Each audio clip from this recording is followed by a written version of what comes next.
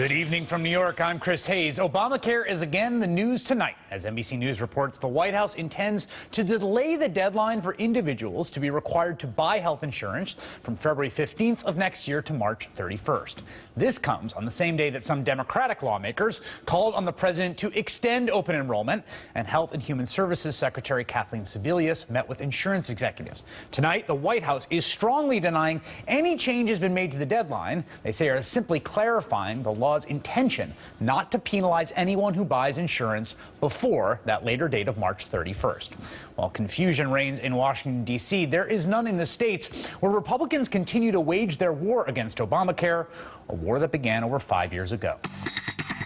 Now is the time to finally keep the promise of affordable, accessible health care for every single American.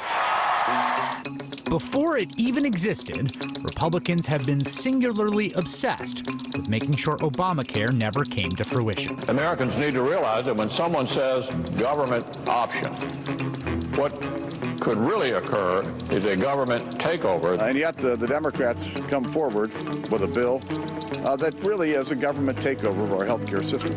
Fought it before it passed. This bill is not being debated openly and fairly. And created an entire movement.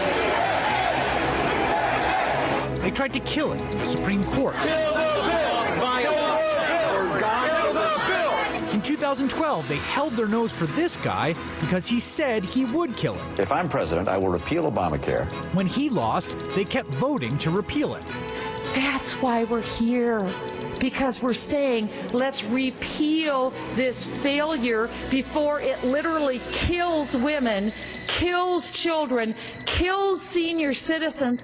Let's not do that. And this summer, after months of raucous rallies and a devastating government shutdown, the Republicans failed again. And amazingly, Obamacare is getting more popular. After all that, you would think Republicans would get the message. Obamacare is here to stay. But no, like an unstoppable humanoid robot sent from a dystopic future ruled by tyrannical private insurers, the Republican Party will not stop trying to kill Obamacare. It can't be bargained with. It can't be reasoned with. It doesn't feel pity or remorse or fear. And it absolutely will not stop. Ever.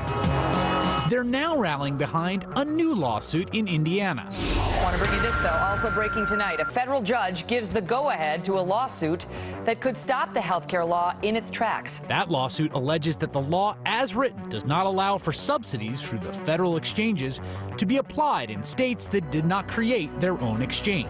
An argument one constitutional scholar called preposterous. In Ohio, Republicans are fighting the Medicaid expansion in the state, championed by Republican Governor John Kasich. Ohio's Republican governor bypasses the state legislature to get approval to expand Medicaid in Ohio. The expansion was approved by an independent committee after it was blocked by Republican lawmakers in the state House and Senate. It would ensure 275,000 people in the state. Yesterday, 6 state Republican lawmakers sued, saying the board did not have the authority to approve the expansion. If it hasn't dawned on you that there is no end to this fight, it should by now. 70 years from now, conservatives will still be trying to kill the Affordable Care Act. Oh, sure. Eventually, they'll talk about how it's part of the nation's ironclad commitment to the people. This bill demonstrates for all time our nation's ironclad commitment to Social Security. But in their unguarded moments, Republicans will still be saying it's a hoax. It is a Ponzi scheme to tell our kids that are 25 or 30 years old today, you're paying into a program that's going to be there. Anybody that's for the status quo with Social Security today is involved with a monstrous lie to our kids. Joining me now is one of those 6 lawmakers who filed the suit against Ohio Governor John Kasich over the state's Medicaid expansion. Ohio State Representative Republican Matt Lynch. Representative Lynch, thank you for coming on tonight. Why do you want to deny these 270,000 Ohioans Medicaid? Chris, thanks for having me. I knew it would be fun. That is not really the issue for us in this lawsuit, Chris. We filed a lawsuit to preserve the constitutional system in the state of Ohio that separates the legislative from the executive authority. Let me stop you right there. I totally understand that, and there is a question before the court that has to do with the Ohio State Constitution, and I will admit to you, Representative, I am not an expert on the Ohio State Constitution, but the point here to me is the lawsuit is reverse engineered around opposition to the substance of the policy. I mean, you don't want Medicaid expanded. You're going to do whatever it takes to make sure that doesn't happen. Isn't that right? Well, it's true that I don't want Medicaid expanded, and frankly, many members of the legislature do not want Medicaid expanded. But we're still debating that issue. We've never brought it to a floor vote, and frankly, this action by the controlling board is what's preventing it. The controlling board simply masqueraded as a legislative body on Monday, when for 2 hours I sat in a hearing where all they heard was testimony in favor of Medicaid expansion. There's a lot of good arguments in favor of it. Well, you wouldn't have heard anything else at the controlling board because they didn't allow anything else. It was a controlling board that was established with a chairman that was appointed by the administration with hand-picked members of that controlling board to make the point that they were going to pass Medicaid expansion, even though, as you said in your opening, and you're quite right in your opening, that the legislature clearly would not pass Medicaid expansion. And that board is obligated by statute to follow the intent of the legislature, which they did not do. You have a Republican governor. You have polling in the state that shows that 62% of Ohioans agree they want Medicaid expanded. And I don't want to keep belaboring this, but this is, I think, where Republicans and Democrats, conservatives and liberals talk past each other in this issue, because you're talking about process. And what I see before me is 275,000 people in your state, people that are not making a lot of money. We're talking about people making between $16,000, $28,000, somewhere in there, who have the ability to get health insurance. And it seems to me that there is just implacable desire to stop them from getting health insurance. Why don't you want them to have health insurance? Well, we have to be clear on what's happening here, Chris. 2 years ago in the state of Ohio, the citizens in every county of the state, and all the 8 counties, passed the Ohio Medicaid Freedom, the Ohio Healthcare Freedom Amendment, saying they did not want national health care, they did not want Obamacare in Ohio. I took an oath to uphold that Constitution, and I was elected by those citizens. But again, but Representative, with due respect, that is process. There is substance here. I mean, the oath that you're taking. I mean, look. My oath to the Constitution is not process. My oath to the Constitution, I take very seriously. But you oppose the policy take it seriously. But you oppose the policy too, right? I mean, the point is that it is bad policy. It's true. Why is it? Why? So explain that to me. 275,000 people going from the uncertainty and terror and psychic and physical. No, it's not funny. Well, I mean, people don't have health insurance. I drove from Columbus to Cleveland today. I didn't see anyone being terrorized by the lack of health insurance or health care, for that matter. You really think people aren't terrorized by lack of health insurance? The fact is, you're talking about putting hundreds of thousands of people onto a failing health care system called Medicaid at a very high cost, and those people will be locked into that system indefinitely, because if they make us a little more money, then they'll be off of that system. It is paid for by a bankrupt federal treasury. That is not good public policy. The federal government, first of all, the federal government is definitionally not bankrupt. But second of all, when you say $17 trillion yeah, but in we're debt, not bankrupt. that's a lot of debt. That's a lot of debt. And the money that's going to be used to pay for Medicaid expansion in Ohio is simply going to increase that debt. So here's my question, though. The final question here. You say these people are going to be locked into it. I mean, the point is that actually, if they do make more money, right, they will pass out of qualifying for the Medicaid expansion. I mean, that's right. And so what you do is you disincentivize people from wanting to make more money, because the cost of going from Medicaid to a system where they'll actually have to pay will be extraordinarily more than any amount of money they can make. I think we've hit a bedrock. I think we've come to some bedrock principle place about what we think. No, really, I'm serious about how people's behavior is going to be altered by this. It could be altered in this way, absolutely. Thank you, Ohio State Representative Matt Lidge. I really appreciate it. Joining me now is someone on the other side of this, the governor of Kentucky, Democrat Steve Beshear.